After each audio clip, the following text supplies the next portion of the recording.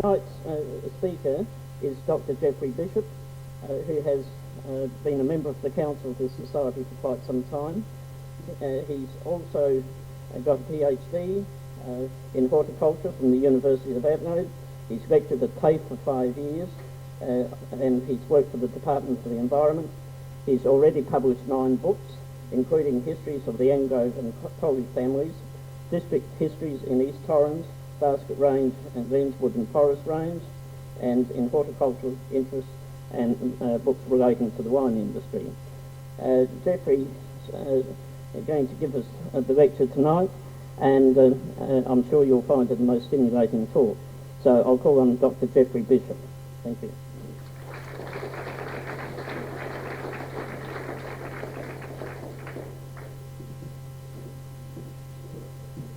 Thank you, Morris.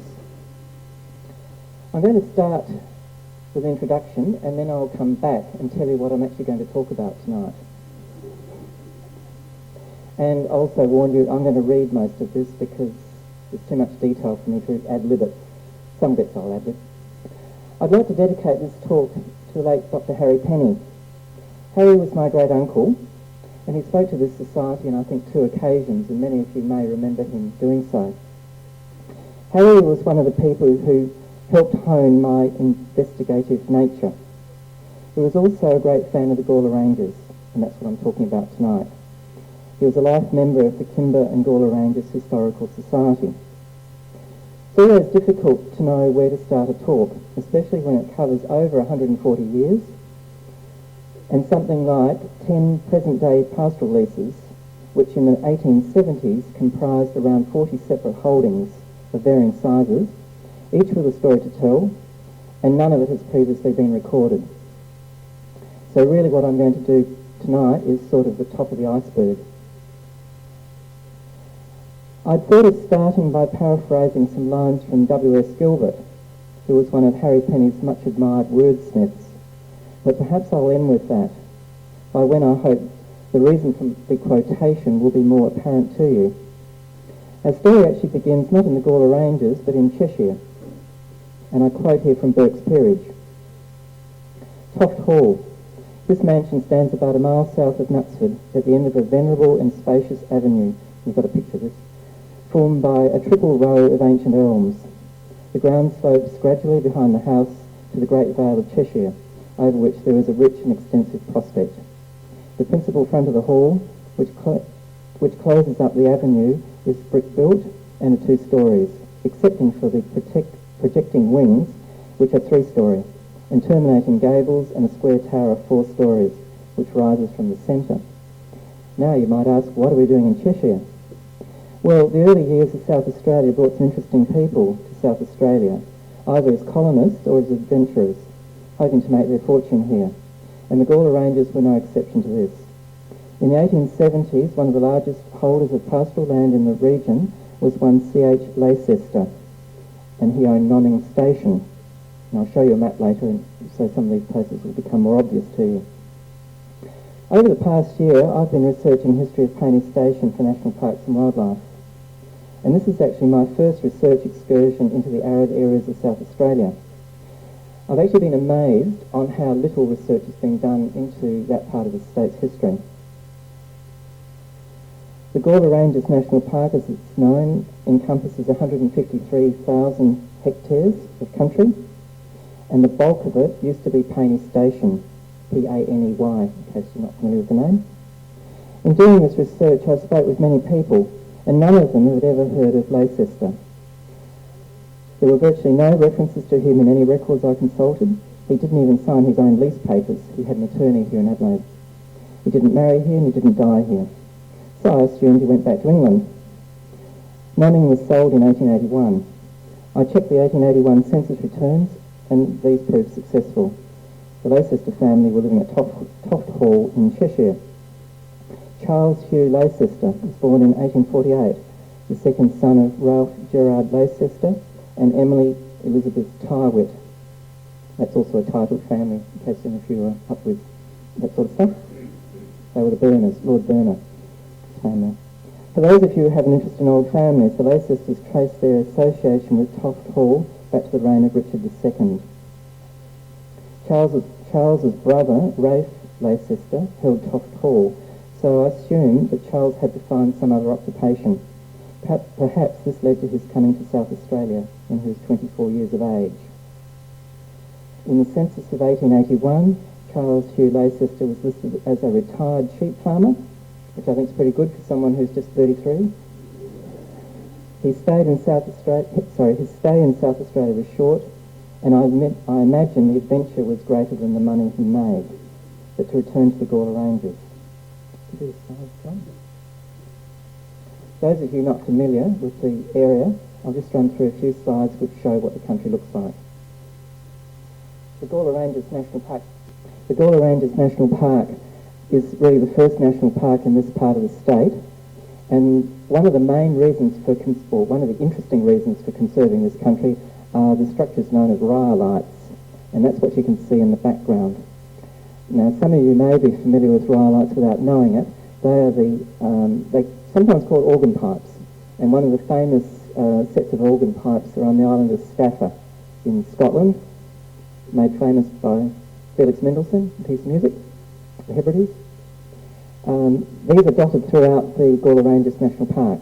This is on an area known as Mount Fair. I get these mixed up. For a long time it was called Fairview on the map, but that's not the correct name. I'll think of it in a minute. There's been a mix-up of names for 100 plus years for this one. Next slide, thanks, John. The landscape is, it's fairly arid country, less than 200 mils a year. Grassland country with rocky hillsides in the background. This is Paney Woolshed and the original shearers' quarters in the background. This is where we are. The red area is Gawler Ranges National Park. So as you can see, it's more or less due north of Woodner. It's actually closer to Streaky Bay than it is to Port Augusta. And the original route of traffic, which went from Port Augusta to Seduna's north of Streaky Bay on the map, actually went through the northern Gawler Ranges. There's the road that you travel these days, the Eyre Highway, which goes Iron Knob, Timber, Carncutter, Minnipa, was impassable country. It's parallel sand dune country. A lot of those paddocks are the boundaries of the original pastoral leases. And if you see one there called Stanley Flat, down bottom right, 2,600 hectares, so basically 10 square miles. So they were very small leases, and this is why they ended up being amalgamated in one property. Now I'm going to mention a lot of these names, so just a few of them. Paney Homestead, that's the new Paney Homestead. Then up to the left is the old Paney Homestead. Up the top of the map is Pondner Homestead. In the middle, Kohler Hut. And right out on the left-hand side of the map is Scrubby Peak. Now Scrubby Peak is actually, or part of Scrubby Peak is part of the National Park. And Scrubby Peak is probably the best set of rhyolites in the region. Now to the north, the Paney Station is surrounded by Scrubby Peak Station on the west, Yardere to the north, Belga to the east, and Buckleboo to the south. And the area on the very south, where the kilometres sign is, that's the Pinkawillany National Park. This shows you the original leases that make up Paney. Paney, excluding the piece of Scrubby Peak that's part of the park, is within the purple boundary. The original Paney lease was Paney Bluff. Most of these bits of land were originally taken up by separate landholders, and it was only over time, as you'll see, that they were amalgamated into one property. In fact, the final amalgamations didn't occur until the 1920s. So I'm going to talk about the properties that made up Paney, and I'm going to finish up talking about Yartabury and Nummy, which are right down in the southeast corner.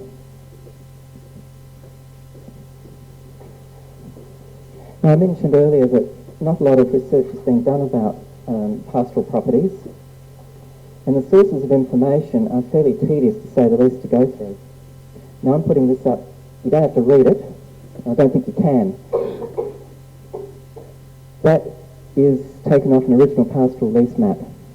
Now these were working maps. They were on linen, or paper glued on linen, and of course over time they cracked, and most of those long crease lines are fold marks, and the others are just cracks in the paper. And I say they were working maps because they were used over a period of 20 plus years. And every time a lease changed hands, they entered the details on the map. And if you want to find out what the progression of leases were, you've got to go back to these maps as your starting point. It doesn't work like the land title system. So it's actually quite an involved system to operate.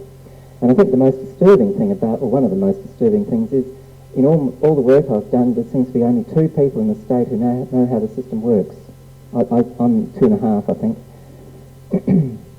And one of them is a nearing retiring age man from the Lands Department, and the other is a retired teacher who's taken it upon himself to investigate these things. So that's a lot of the base work, and from this you can go to the actual pastoral lease documents, which don't necessarily tell you a lot, but you can go to the register books and they tell you more. But it's an interesting exercise, though. And if you find something, you jump up and down with joy. This is my transcript of the pastoral maps. Those dotted lines are the original tracks that were on the property. And I'm talking mid-1870s, and most of them still exist. So the original lines that were put in to get into bits of this land are still there on the ground. The landscape, oh there we are, Mount Farview. It was called Fairview, but it's actually the correct name is Farview. The landscape up there is dotted with tracks and ruins. Given it's pastoral country, the ruins are far and few apart. Is that right? Far and few apart? Yeah. Few and far apart, but they're there. And most of them date from the 1870s, 1880s, and are mainly shepherd's huts. Very few of them are anything like intact. I'll show you a slide a bit later of one of them that is something like intact. So lots of ruins, there's lots of cairns. I'll talk about those when I get to the slides in a minute. The story I'm going to tell is but a brief glimpse of the history of this region. I want to give you some of the story of pastoralism in the region through the eyes of one family. And I'm going to end up with some personal recollections from another family who lived on one of the southern parts that later became part of Paney. The area was first explored by Edward John Eyre in 1839, and he named the ranges, for obvious reasons, for Governor Gawler. From a botanist's point of view, I would love to have been in his shoes. Although it was only spring, he had difficulty finding water in the area, and it was in the southern part of the ranges that he first came across the sturt pea.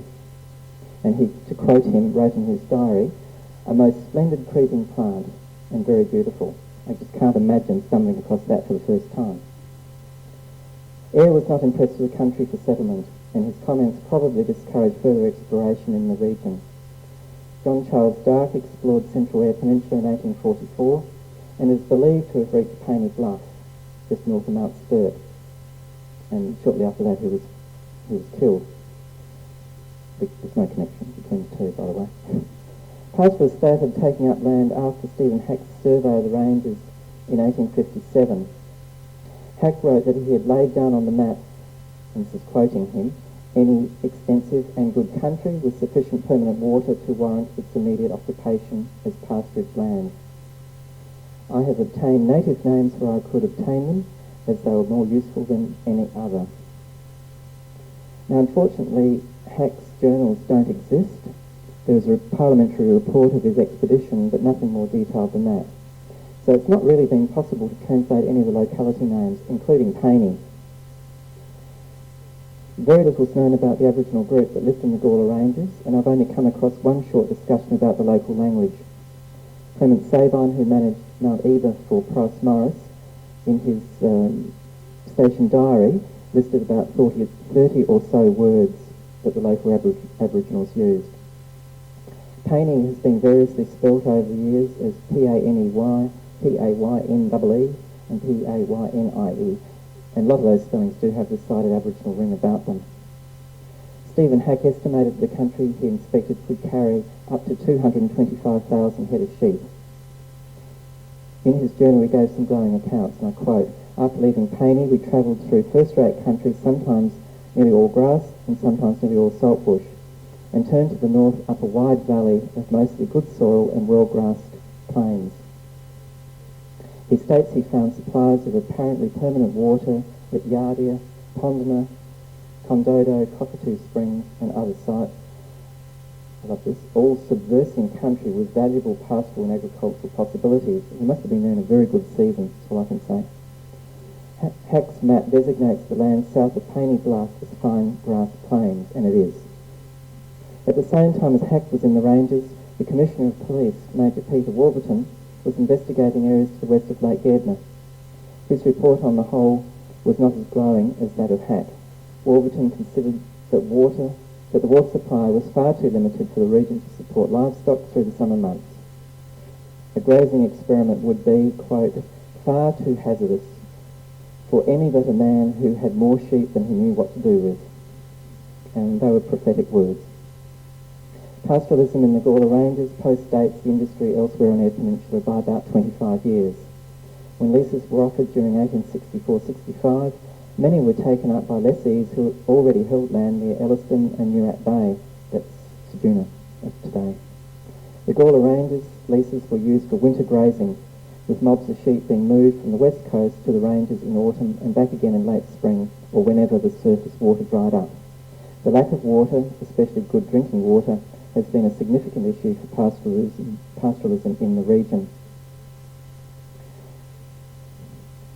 The Paney Station, as you saw on the map earlier, the current Paney Station, was made up of a number of early leases, and the first original leases were of Paney Bluff to John Hurst and his brother-in-law Andrew and Wooldridge, and they bought 21 square miles at auction in November 1864. Graziers had actually been in the region for some time prior to 1864. William Humphreys lived at Paney in the early 60s, and several of his children were born or died there. There's several graves at Paney Homestead, and they are the Humphreys' children. William left the district in the early 1870s and moved to Farina. In 1856, Dr. W.J. Brown, J. Fred Haywood and William Marchant investigated the pastoral potential of the Gawler Ranges. As a result, Brown's brother, Dr. J. Harris Brown, took up a preferential claim over 1,800 square miles of country. In September 1862, 5 men under the leadership of Josiah Bonham investigated this land for Brown. His report was not encouraging, and Brown surrendered most of his claim.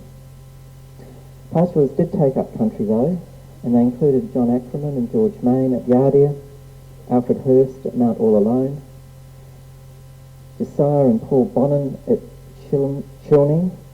I have a lot of trouble with the pronunciation of these names. I'm told by one of the locals you pronounce them completely flat.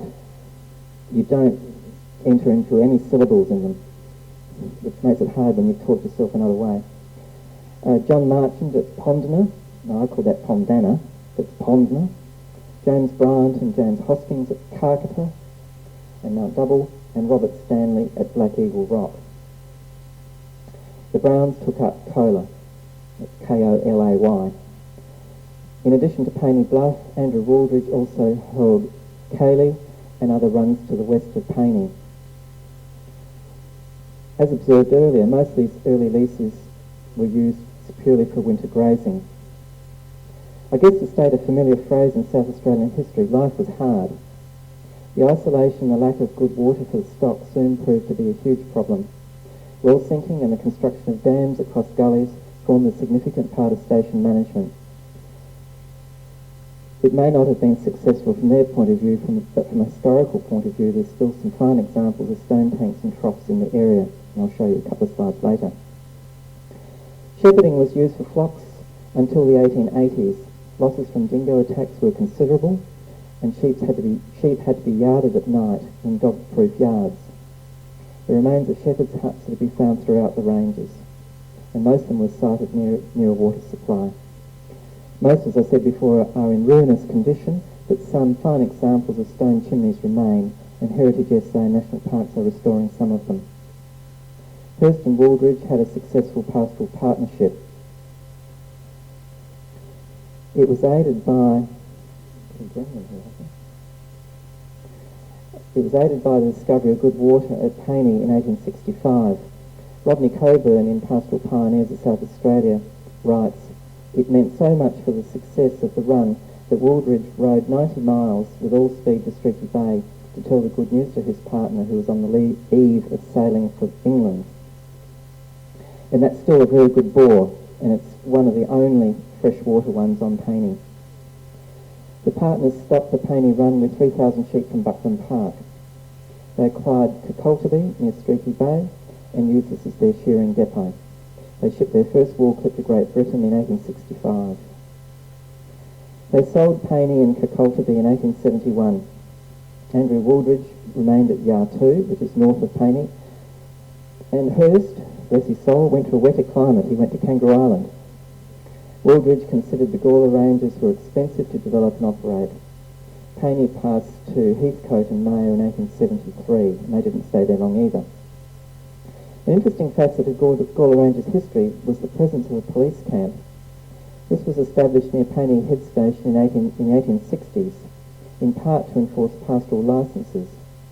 The date of the police presence in the Gawler Ranges has gone down in local history as 1864, but the earliest official record is 1867. It's a belief that the camp was established in an attractive gully near the paddock to the east of the homestead. In fact, the well there is still called Police Well, otherwise Paney Rock Hole.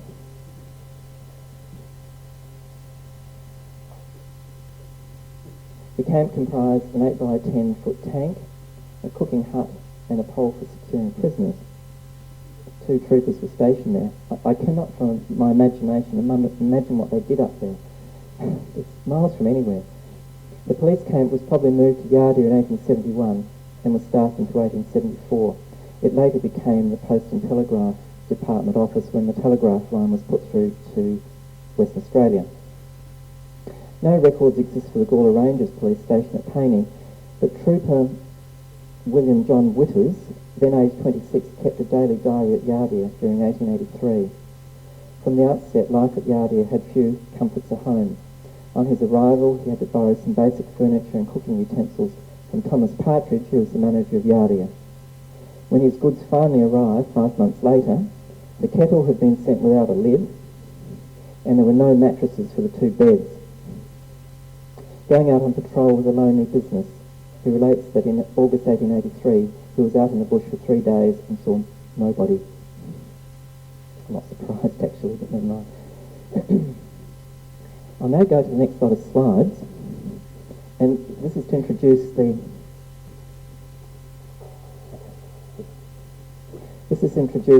what I call the Crawford era. The period 1877 to 1898 could be well termed the Crawford years, as this remarkable family were the main lessees of most of the western part of the Gawler Ranges. Paney and some of Andrew Wooldridge's other runs were bought by wheat buyer and farmer William Milroy Crawford of Malang in 1877. Crawford already held Cacoltaby and leases to the north of there. I should say here that a lot of the leases between Cacoltaby and the southern part of the country we're talking about is, to say the least, very hard country. Probably no water and sand dune country. The reason he took it up was so he had a land link between the properties. Crawford's... Okay, next slide. Sorry about the quality of these. They're out of a publication. This is his wife, Jessie. Next one. This is their daughter. And the next one is her husband. This gentleman is William Murdoch Mackenzie, and he's the one who managed Paney. The Crawford parents lived at Cacoltaby most of their time.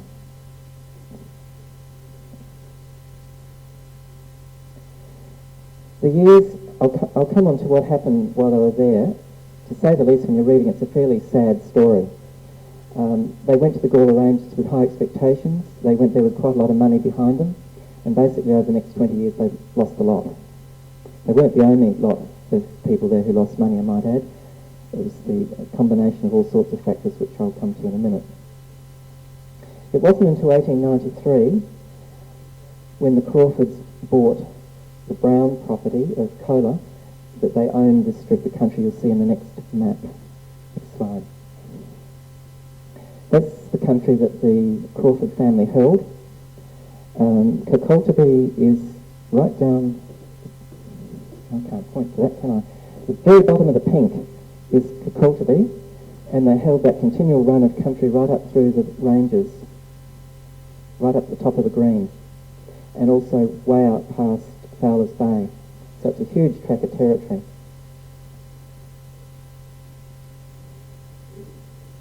Pondina, that I mentioned before, was taken up by the Crawfords in 1893, and that was the name that they gave to the Brown property of Gawler. I probably need to explain here that when a pastoral lease was taken up, it was for a set period of years. So if I took it up in 1864 for 21 years, and if I sold it after 5 years, the next lot of owners still only held it for that original period of 21 years. So if you were unfortunate enough to take it up in year 20, you only held it for 1 year before the leases were thrown back into the bin and re-allotted. Now, you can imagine the problems this caused for the pastoralists. There was no incentive there whatsoever to invest very much money in your lease if you knew you only had 5 years, and you had no guarantee of actually getting your lease back at the end of the period. But what happened was, at the end of the set period, people would actually went to public auction, and you had to buy back your lease. And a lot of people paid more money than the lease was actually worth in order to hold it again. And this is what happened with Gawler. William W.M. Crawford's son John stated at a pastoral board hearing in 1898 that they took Gawler off the hands of the lessees, who were Colley, Cavendish and Lister, for nothing. And when you check the documents, they did. There was no money transferred at all. But a lot of people came into the Gawler Ranges in that period, in the period 1885 to 1895, who were really speculators. You might recognise some of those names, at least one of them, or two of them. Colley Square, Glenelg. He was the mayor of Glenelg, knew nothing about pastoralism, but a lot of people like that went into the business. John Crawford considered that Colley was paying far too much rent for the land. He was paying £4, 15 shillings per square mile. Crawford's estimated the country is worth about £1, 2 shillings. Next slide. I'll just finish these off. This is Kirkaltaby Homestead, probably in the 1880s. This is a group of a really interesting photograph, a grouping of early West Coast pastoralists. When you start to get to know a few of them, you can work out who's who. Andrew Tennant's there. The Crawfords are there. I'm not conversant enough at the moment to point them out. The Hamp family, father and son. How they rounded them up for the picture, I'm not quite sure. Next one. This is Paney Homestead in about 1925. The next one shows it, plus the veranda. So it's a little bit later. As you can see, it's quite spectacular country. The house is nestled up against the base of a hill, and the windmill out the front is Paney Well. So they knew where to build, and it is actually a very nice site. One lady who lived there in the 1920s said to me, I said to her, was it a hot place to live? She said, oh, it was, but at night time we've got gully breezes coming down from the police well, which is up to your left. Next one. And here we are today. Hasn't changed very much. Next one. This is John Crawford, the son. John was the last of the Crawfords to live at Paney Homestead. And I think there's one more. This is another son-in-law of the Crawfords, and I'll mention this in a minute. This is Thomas Partridge, who was the owner or manager of Yardia.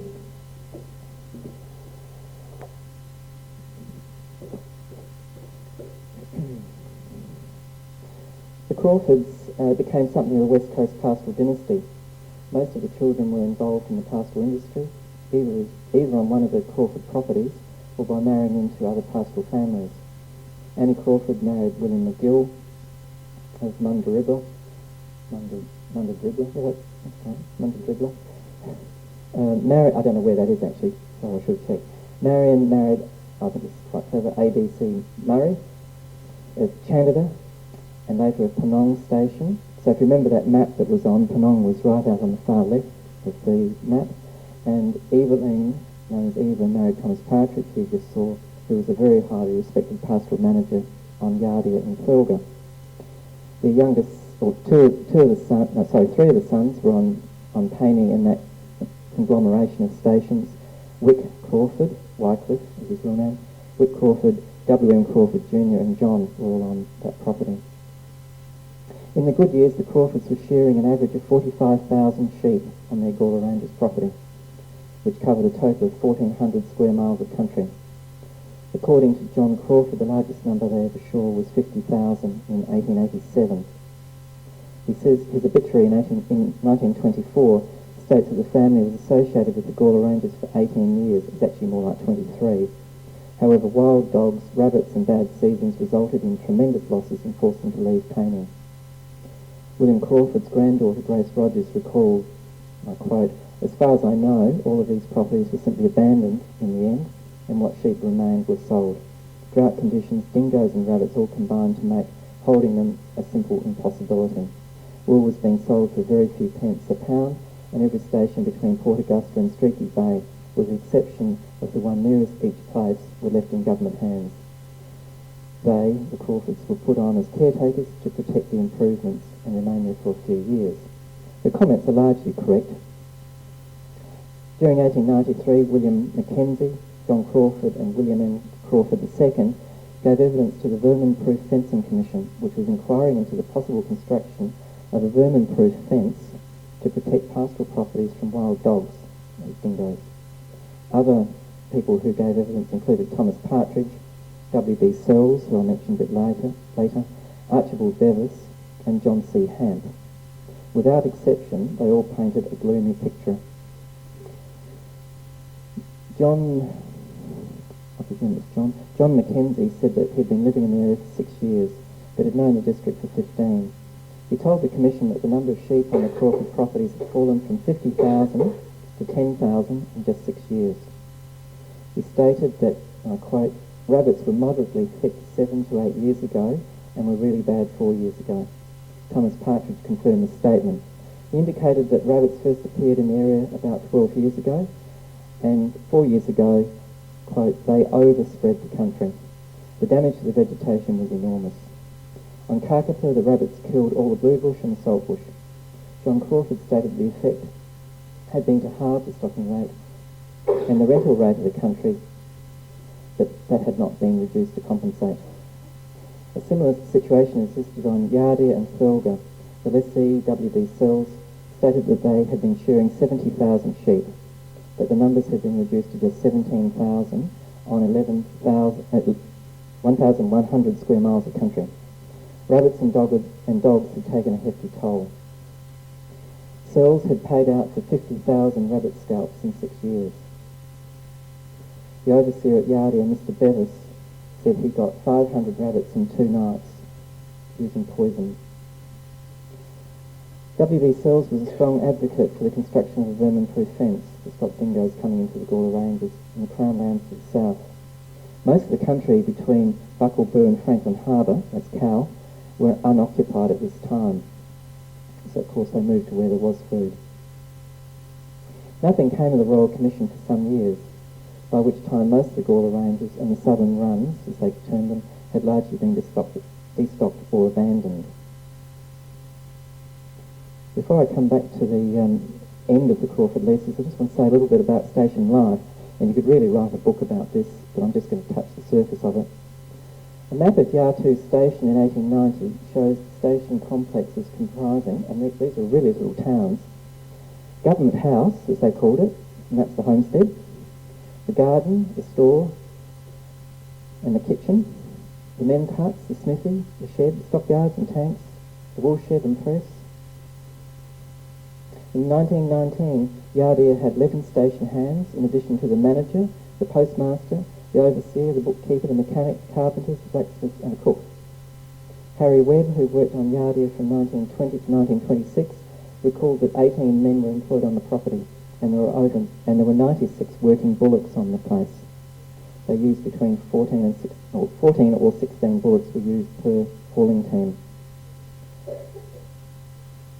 Some of the station hands stayed longer than others.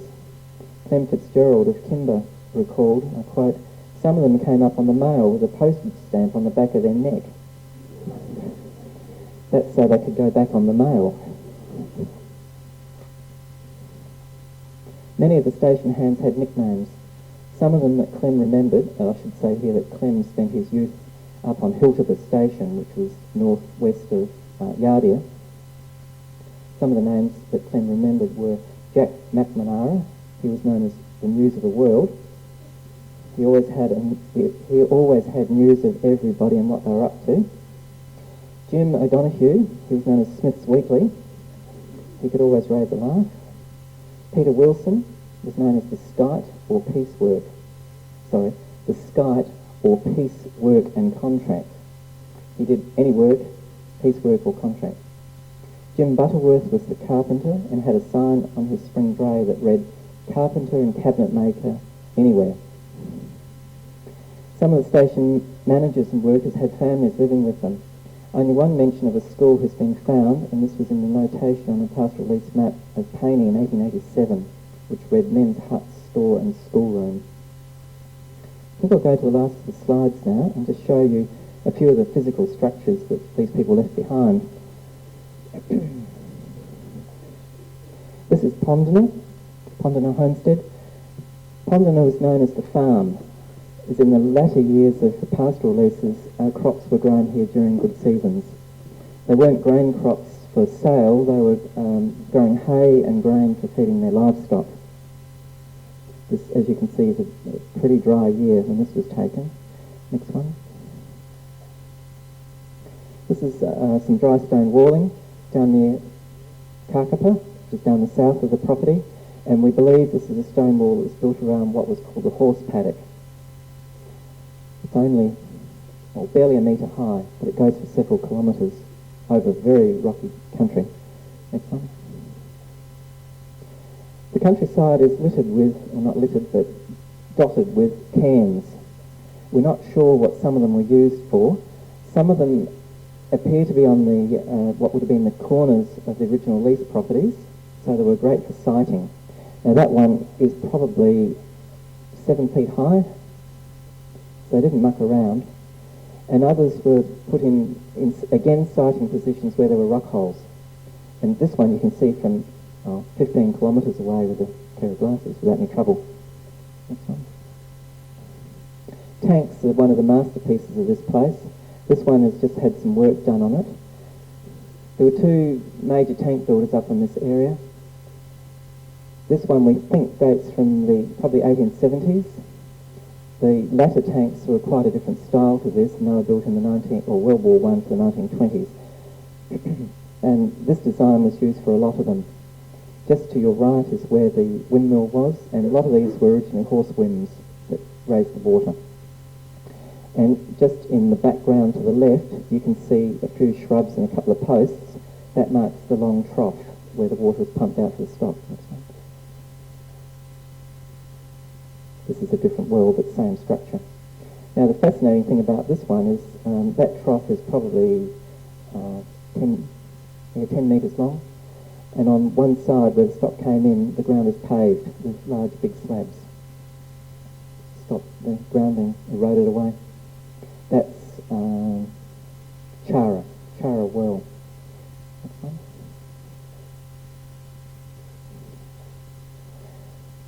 They also built dams. It wasn't very easy dam building country. This one with a very original name, this is called Stone Dam. That wall in the middle would be probably 4 metres high. And the gully that it drains, or the catchment of it, would be, 30 or 40 square kilometres of country. Very rocky, picturesque country up behind it though. That dam was damaged in an earthquake in the 1950s and doesn't hold very much water these days. Water carting was a perennial problem for these people. It was always on the books. I'll come back to this one in a second. Water carting, as I said earlier, water was always a problem in this country, and it still is a problem. Although, as the owner of Eyre Station said recently, these days it's become a bit easier because we can actually take the water to the sheep rather than the sheep to the water. And if anyone's managed land, you'll know the advantage in being able to do that. To start with, you reduce the impact on any bit of your property. In the period late 1890s through to the 1930s, the government built a whole lot of dams and tanks through this country. And if you've ever driven the road from Iron Knob through this territory and come out at Minnipa, I guess, you pass quite a lot of government tanks along the way. And that's what in that last slide people were doing. They'd take vehicles, horse-drawn, bullock-drawn vehicles to the tanks, collect the water, and then take it back to the station. Yeah. Most of the tanks, some of them were based on wells, but a lot of them were just catchment, and they'd put in runs, as they called them. So you'd grade runs down the hillsides into the holding dams or tanks. Okay, next one. Shepherd's huts. This is the only photograph I've put in of a shepherd's hut. This is the most infuriating building. I'll very briefly tell you why. The reason it's infuriating, I guess, is we can't find it. I couldn't find it. This is probably the most intact of the shepherd's huts. Presumably it was restoration work on it, and I believe the wall on this side has been rebuilt, or largely rebuilt. Now this hut is literally kilometres from anywhere. We spent half a day trying to find it, and when you do see photos like this, you can see it just blends in with the landscape. We got within about 200 metres of it, but didn't even know it was there. We found another stone chimney, one of the nicest bits of dry stone chimney work I've ever seen. We were about 15 metres from it, we still couldn't see it. But we think this one was built out here because it's in a blind gully, and there's in the foreground, which you can't see, there's a dry stone wall, and it would have been ideal for driving the sheep in at night and herding them there while you shepherded them. This is the remains of a mustering yard, which was built using saplings. And there are a couple of buildings here built in a similar fashion. Okay. This is Paney woolshed from the other direction. You saw it from the hill opposite, and you're looking due south there towards, Kimber, I guess. The station, the big building out in more in the distance, is the new woolshed. The original one was destroyed in a fire. And the buildings on the hillside are the shearers' huts and quarters, and under the iron cladding, most of them are actually stone buildings. The end of the Crawford leases. By the late 1890s, the Crawfords were in financial difficulties, as were most of their neighbours. They requested an extension for paying their rent and mortgaged most of their properties. They hung on a few more years before applying to terminate their leases. In January 1897, William Crawford renewed the Paney lease, no doubt in the hope that things would improve. Now, it was ironical that this was the first lease that encompassed the whole of that country you saw before as one unit. The rental had been reduced to 4 and 6 per square mile per annum, which is a lot less than £4.15. And his annual rent for the Paney run was £87, where it's still more than he could afford. William Crawford, who was known as the Old Scot to his family, stayed on at Pondon until about 1898. The pastoral inspector wrote of Crawford in 1898, and I quote, "Mr. Crawford's case is the saddest in the gloomy history of the Gawler Ranges. About 20 years ago he came up here from Malang with a considerable amount of capital and established himself as a sheep farm on a large scale. He did very well at first and won the respect of all by his generous hospitality. Misfortune came upon him as it did upon others in the form of drought, low prices, rabbits and dingoes. 7 years ago he saw 50,000 sheep, last year only 4,000, and now he has hardly anything left of the work of a lifetime. However, he remains the same cheerful, courteous gentleman as of old." Conditions did not improve, and in August 1898 the Crawford's leases were cancelled because of non-payment of rent. It's likely they stayed on for another year as caretakers. The Crawford family moved to Piney, and William died there in 1899. He was 75. His wife Margaret died 4 years later in 1904. There's still Crawfords at Piney, by the way. The 1890s were very difficult years for all Gawler Ranges pastoralists. Some families, like the Crawfords, had been in the region for over 20 years and had survived drought years. But the devastation caused by rabbits and dingoes forced them out. As John Crawford said in 1898, the low prices for wool would not have driven us out, but the dogs would have.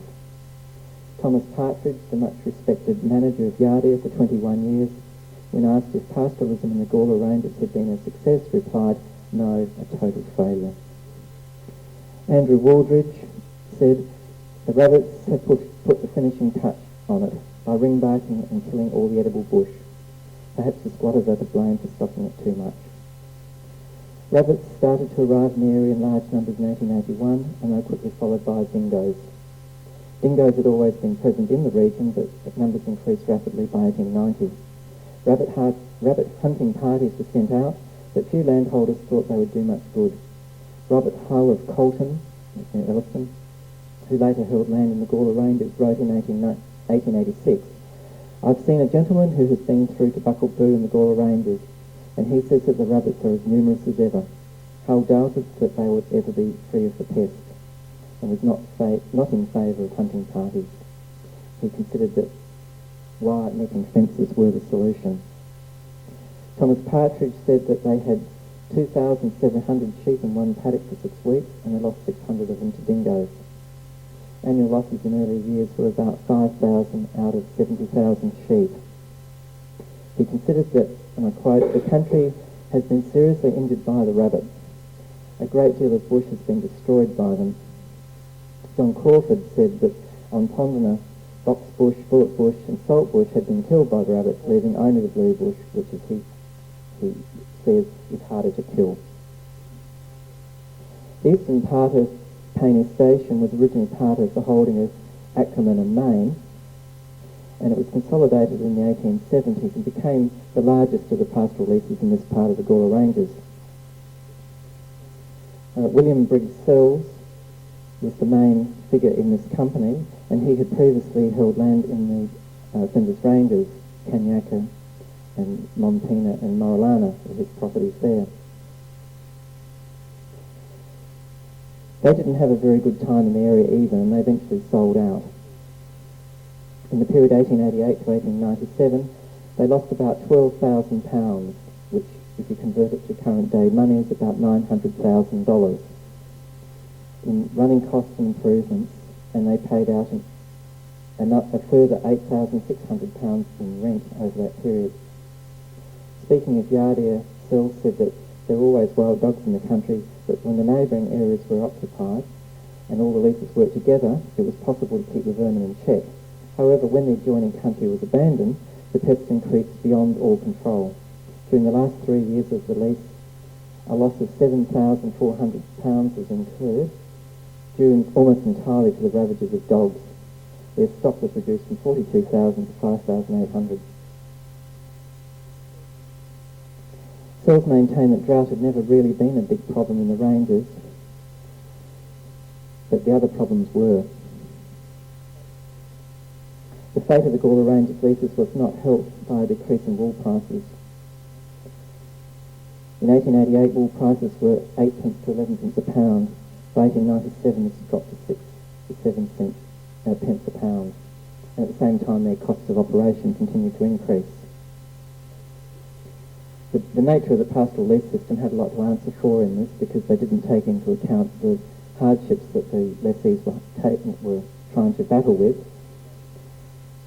And it was only when people like Crawford said, "We want to walk off," that the government came in and said, "We don't want you to go, we'll leave you here as caretakers." Many of the Gawler Ranges leases expired in 1888 and were put up for auction, and this was the period that I mentioned where the amount of rent that was being paid by the people who took them up was far in excess of what they could ever make off of them. W.B. Sells said that he was actually willing with his neighbours to foot the bill for putting up vermin-proof fencing, but the government, after 2 years of negotiation, turned down the request. In 1897, Main Cell and Company applied to relinquish their leases on Thurlga, Nuranipi and Chanty. Sells then concentrated his efforts on the properties to the north of those areas, but with a general exodus from the Gawler Ranges to the south, the dogs swarmed into Wilgina, where Sells was, and as Sells said in a Royal Commission inquiry, the dogs had a choice of mutton or rabbits. In a few years, the flocks were reduced from 60,000 to 34,000.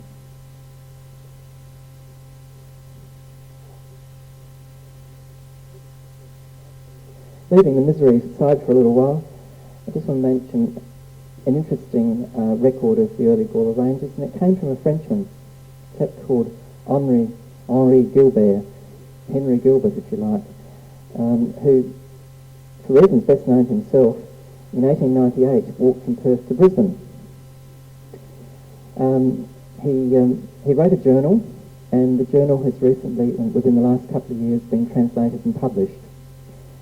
The stretch which goes from Perth to Adelaide is the bit that's been published, and it was discovered in the archives in Brisbane. No one knows how it got there, and the person who did the translation, Colin Dyer, is still trying to track down more information about the origin of this man. On 23rd of February 1898, Gilbert passed the by then deserted Yatu homestead. And, quote, 5 miles later, I go past, it actually reads a bit like a Frenchman, translated by a Frenchman too. 5 miles later, I go past the former Yatu sheep station, where I find water, but not very drinkable. And 12 miles further, I arrive at Yardere telegraph station, deep in the mountains and on the track I've followed, 235 miles from Yalata. Gilbert was well received at Yardere by the station manager and was greeted at Thurlga in a similar fashion. At Thurlga, he met someone who spoke French and was in second heaven. He also talked there to Mr. Hobby, who was employed by the government to poison the wild dogs in this region where they cause enormous damage. Gilbert then goes on to describe Hobby's camp. Quote, he has 10 men with him, 6 to poison the dogs, 3 to drive the camels, and 1 for the sheep, which, while being used to feed the little troop with fresh meat, are also in part to be poisoned for the dogs. Sounds like a raw deal. As well as the poison, they also use strong calibre traps, which it seems succeed very well.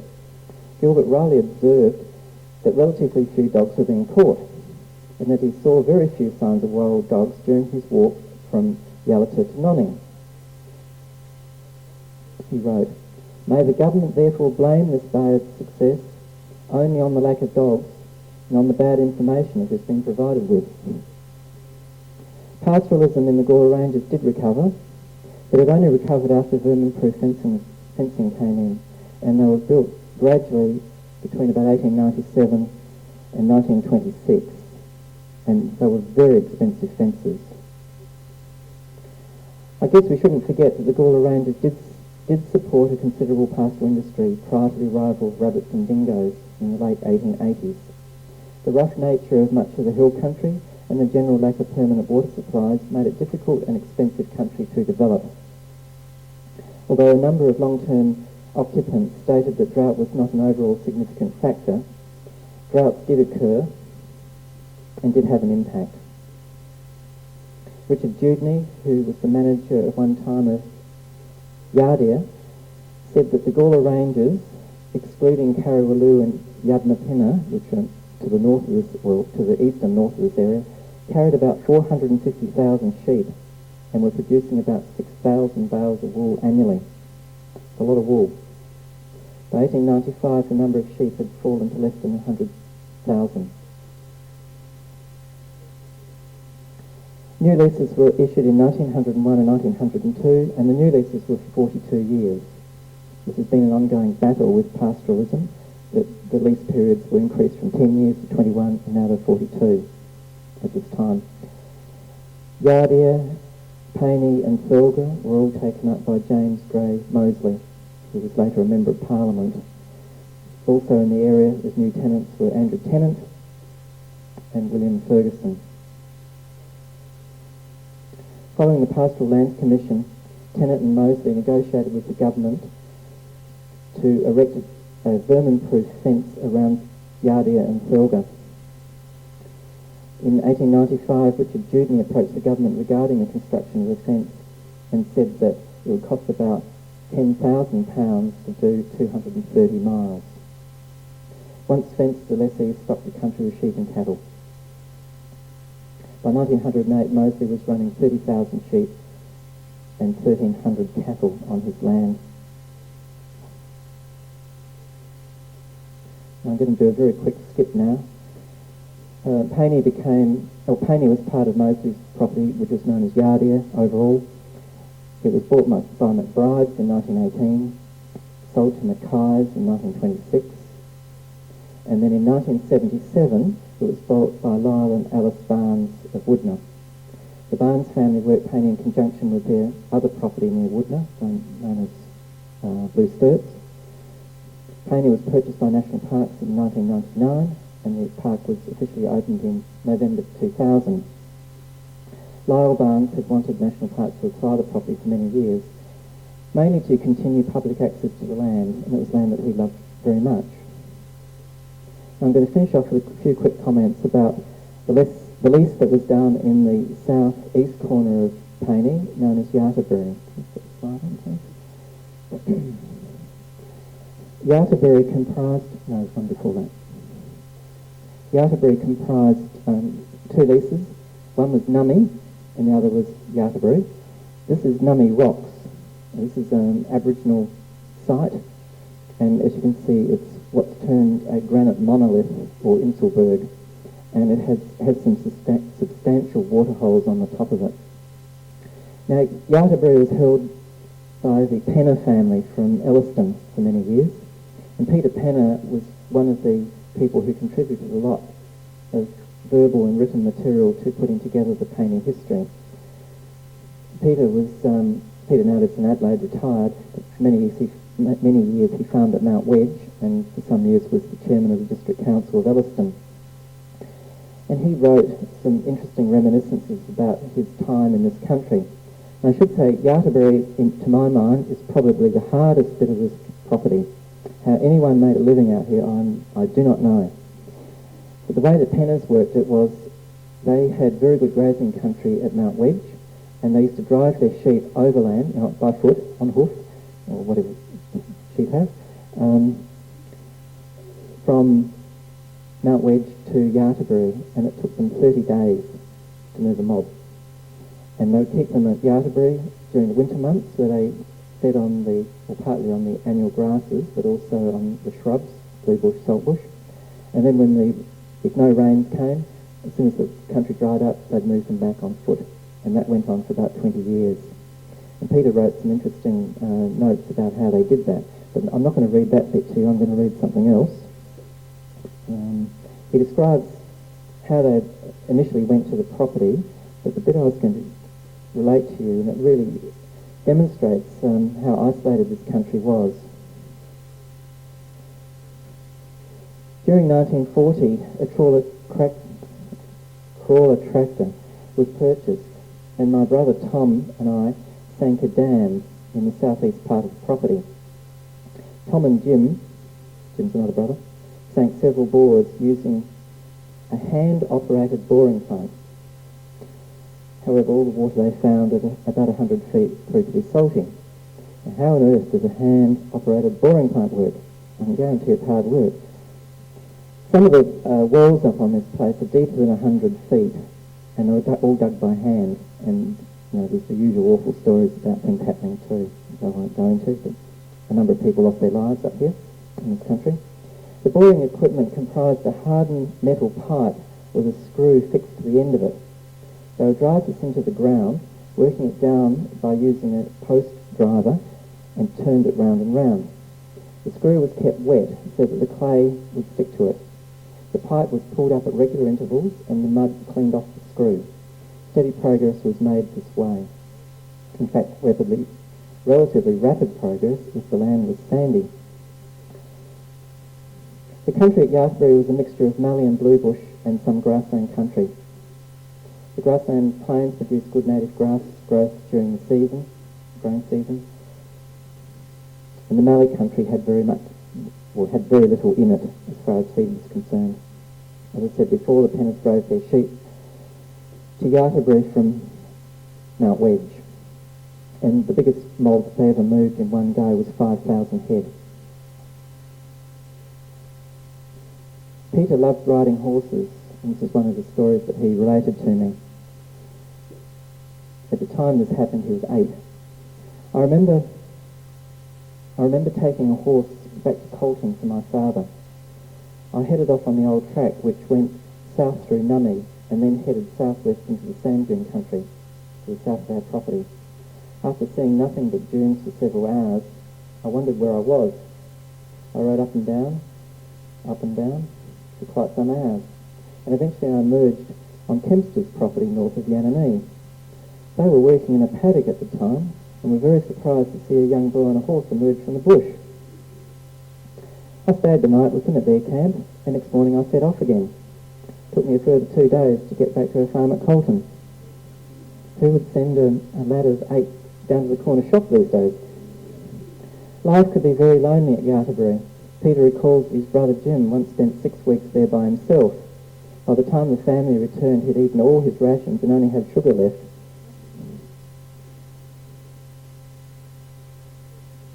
The Penners were only seasonal visitors to Gawler Ranges, and as such they did not have a lot to do with many of their neighbours. Peter does, however, recall going to Paney Homestead, the old homestead. Paney Homestead was a solid, well-built stone house. It's in a good position as it gets gully winds during summer. They come down the gully from Police Well. Paney even had a telephone. We're talking 1930s here. The house had a series of occupants who worked on the station. Some were real characters who liked telling yarns. One lot insisted the place was haunted. We never saw any ghosts, but whenever we stayed there we did sleep with the lights on.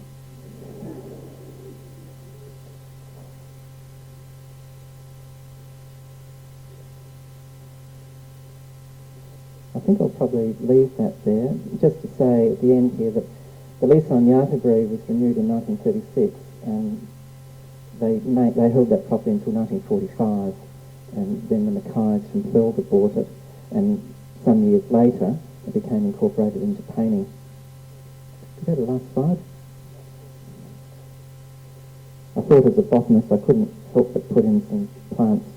This is actually taken near Police Well. Very rocky country, as you can see, but the wildflowers in good seasons are quite spectacular. This has been a very brief look at pastoralism in the Western Gawler Ranges. There's a lot more that could be said or told. I guess the point that I was wanting to make out in the talk is, well, 2 points I suppose. One was to give some sort of impression of what families went through in holding leases in this country, and it's a country that hasn't been, the history of leases in this country has not been looked at all. In fact, we've got a very sketchy look at pastoralism in this state as a whole. I termed the talk A Good Supply of Water, and as you can see, it was actually the rarity of this facility that made life here so hard. Although the subject is different, I'm going to end with these slightly amended lines from William S. Gilbert, because I think they express the sentiment rather well, and you'll recognise, no doubt, where it comes from. When a felon's not engaged in his employment, or maturing his felonious little plans, his capacity for innocent enjoyment is just as great as any honest man's. Our feelings we with difficulty smother with constabulary duties to be done are to take one consideration with another, and you can guess the rest, but my last line is, a pastoralist lot is not a happy one.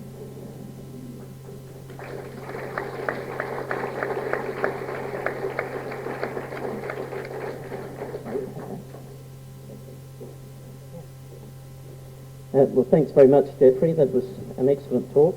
Geoffrey indicated right at the start that he was really just starting at the top of the iceberg. I'm sure some of you would like to penetrate that iceberg a little bit more with questions. So, who would like to go first?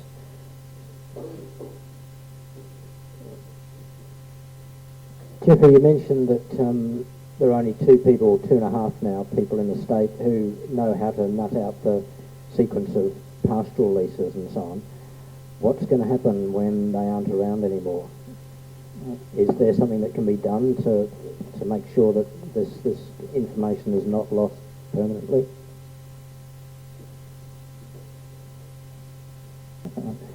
The retired school teacher has actually written some explanatory notes for state records.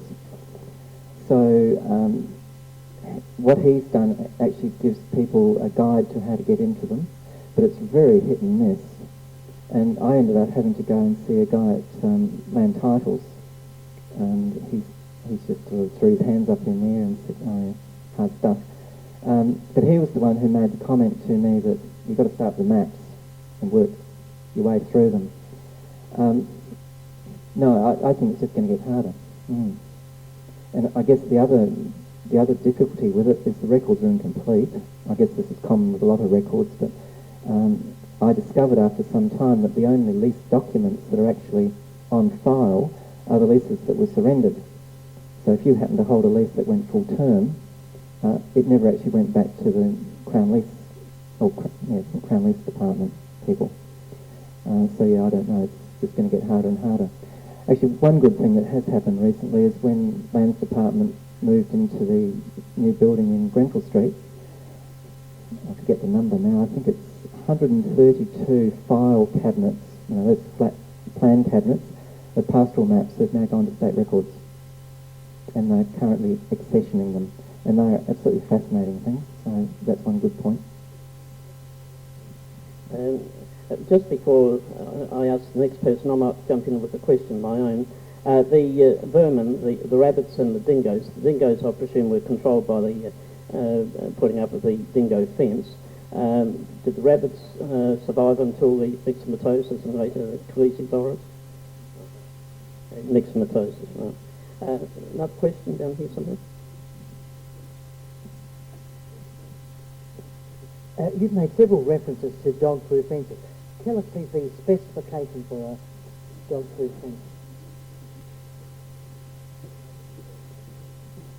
Is this a neighbourhood dispute, or...? No, okay. Look, there's still remnants of these original dog-proof fences around, and some of them are still in use. Originally, they fenced the vermin districts, as they call them.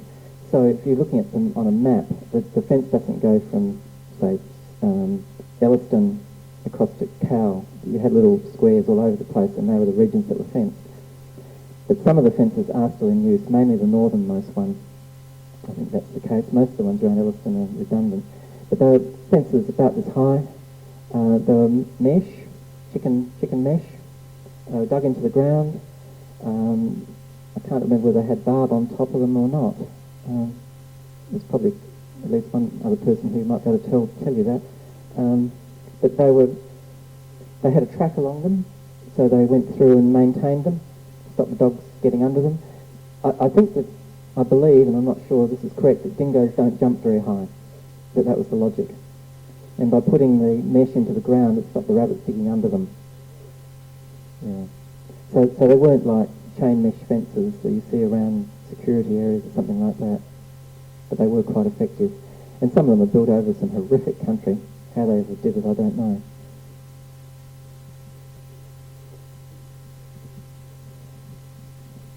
Many, many years ago, I used to live at a little place called Port Haslam, and my father was the harbour master there.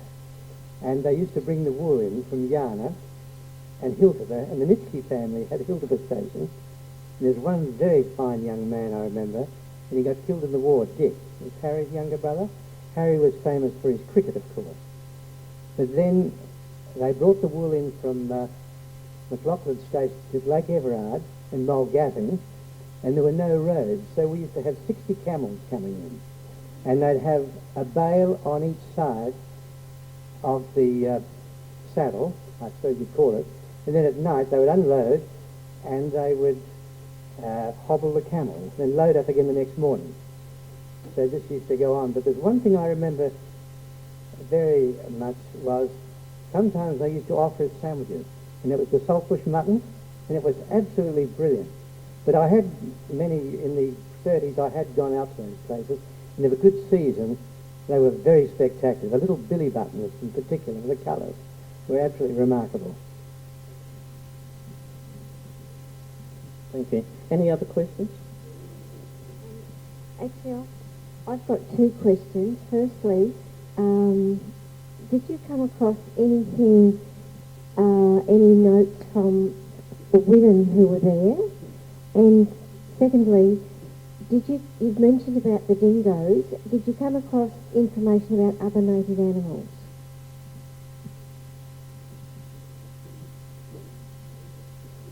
I think a short answer to both those is no. There are very few records surviving from any of those pastoral leases. I don't know of any station records from any of the properties that are still around. The first-hand material that we've got, mainly from interviews, which were done by Molly Eates from the Kimber and Gawler Ranges Historical Society in the 1970s. The chap I mentioned who was at Yardia, his name eludes me at the moment, and Clem Fitzgerald, who was, your comment earlier, was the Nitschke's predecessors on Hilteba. They both recorded, taped interviews with those two people. I've got some reminiscences from one lady who lived on Paney, but she was a girl, schoolgirl at the time. She's now in her, late 70s, and her memories of being on Paney in 1924-25 are just remarkable. It's like it was yesterday. She was very good indeed.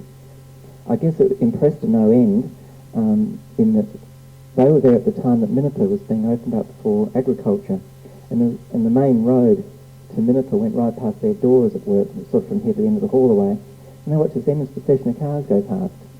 That really struck her. And another thing it's funny how things come back to roost. The truth comes back to roost.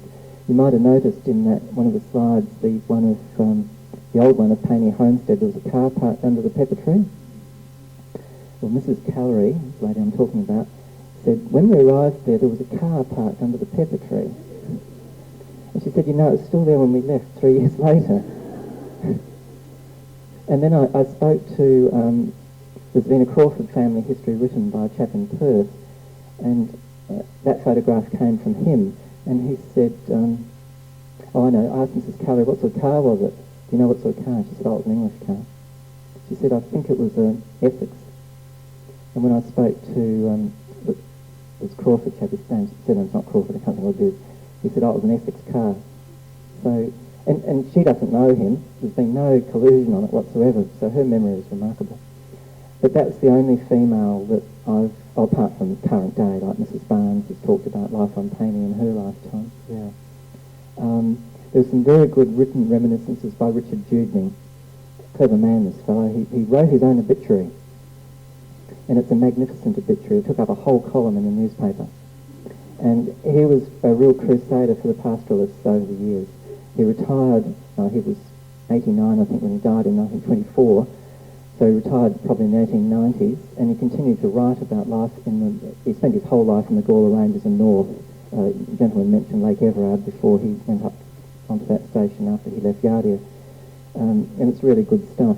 As far as the animals are concerned, no, there's very few records as to what was there. They know, and they still are, there's yellow-footed rock wallabies at Scrubby Peak, and Mrs. Barnes says they're probably in the western part of Paney as well. Very, very rocky, inaccessible country. That slide I showed of the shepherd's hut, one that I couldn't find, that's on the southern edge of this really rocky country that goes right north up through the property and sweeps around to Scrubby Peak. But no, there's no records of anything else that was up there. And there's also, as I mentioned in passing, very, very scant information about any of the Aboriginal use of the area. Aboriginal heritage people seem to think that there weren't really very many people who lived in the area for the same reason the whites found it so hard to be there. There was no water. From Clem Fitzgerald's comments, it seems that most of the Aborigines that he remembers on Hilteba during his youth came from elsewhere. Doesn't know where, but he was pretty sure that they weren't local Aborigines from the Gawler Ranges. The only record I've come across about the group who were there, and the Aboriginal heritage people even debate which group were in there. There was two names tossed at me. They believe they were moved to a mission at Fowler's Bay, and that's all. So there's not even any Aboriginal verbal comments about what occurred in the area. There's been various expeditions up there looking for the night parrot, which was recorded, I don't know if it was recorded from there in the 1860s. Colin, do you know, was it from Gawler Ranges or further north? Like Everard, okay.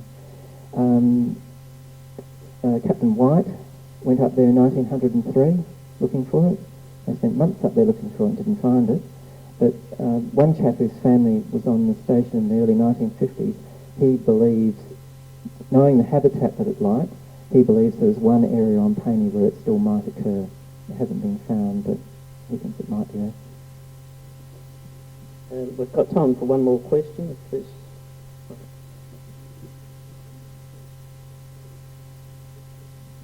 I just wanted to ask about the east-west railway line when it went through in the early 1900s. Would the station or the Gawler Ranges be anywhere in that near vicinity, and did the pastoralists use the east-west railway?